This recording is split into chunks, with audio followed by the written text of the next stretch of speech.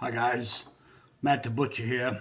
I wanted to talk about knives today. Some people asked me about my past videos, what kind of knives do I use? So I thought I'd make a quick video. There's two brands that I use. One that I've used all my life in butchering is Victorinox Fibrox. You can just Google them online. And this other one is a Dexter. They're both relatively cheap knives. I used the Victorinox as a butcher my whole life, and some people like high-end knives, high-dollar knives. I find that these work very well. They're fairly easy to sharpen, and if you're going to try sharpening them yourself, you're not going to ruin a $200 knife by trying it. But the first knife that I use in my videos is this. It's called an 8-inch breaking knife. And it's the knife that I use at work more often than anything else. It probably looks huge in the picture, but it's just a little 8-inch knife, and it's a good all-purpose knife. Again, it's the Victorinox Fibrox that I like, just because I've been using them probably for 30 years. Now we have a Victorinox chef's knife. I believe this is an 8-inch chef's knife. Everybody asks me what size knife to use. This is, if I'm using a chef's knife, this is the knife that I'm going to grab first, okay? I got this one, and I got this huge Dexter knife. I'll show you them side by side. This Dexter knife, to me, it's a damn sharp knife.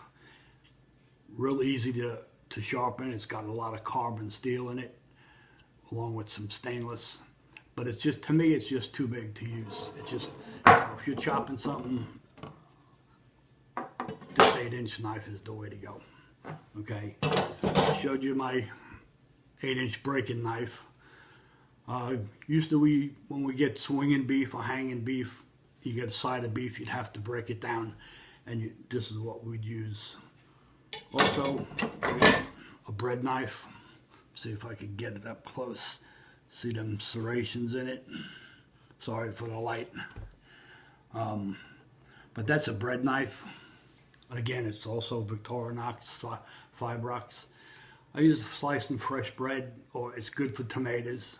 Anything soft that you want to slice without squashing. Some people call it a ham knife or a brisket knife, but basically I use that for my tomatoes and my bread. I also like to use my Chinese cleaver. Comes in handy for chopping stuff.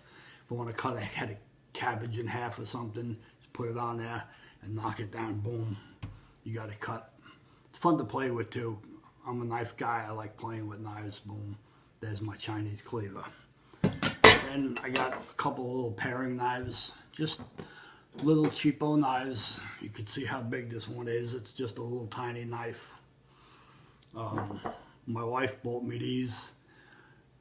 Not a brand. I don't think there's a brand on them, but they're handy to have in the kitchen. Easy to sharpen. I'll do a sharpening video here in my next video will be a sharpening video. One of the most important things is having a sharpening steel. Okay, you start using your knife and it gets dull. You do this number here and try cutting. If this steel don't make a difference, then it's time to get your knife sharpened or get a sharpening stone. But this steel will maintain your knives if you have a sharp edge. What happens if you look down that edge, look straight down that edge, the edge of it tends to roll over a little bit and it'll feel dull. But if you take your knife, your steel, and you stroke it on the steel a few times like that, that'll straighten out the edge and make it sharper until the edge is too dull to do that. Then you need to hit the stones, and I'll show you that on my next video. Be careful with your knives, keep them sharp, keep them clean. I'll see you next time.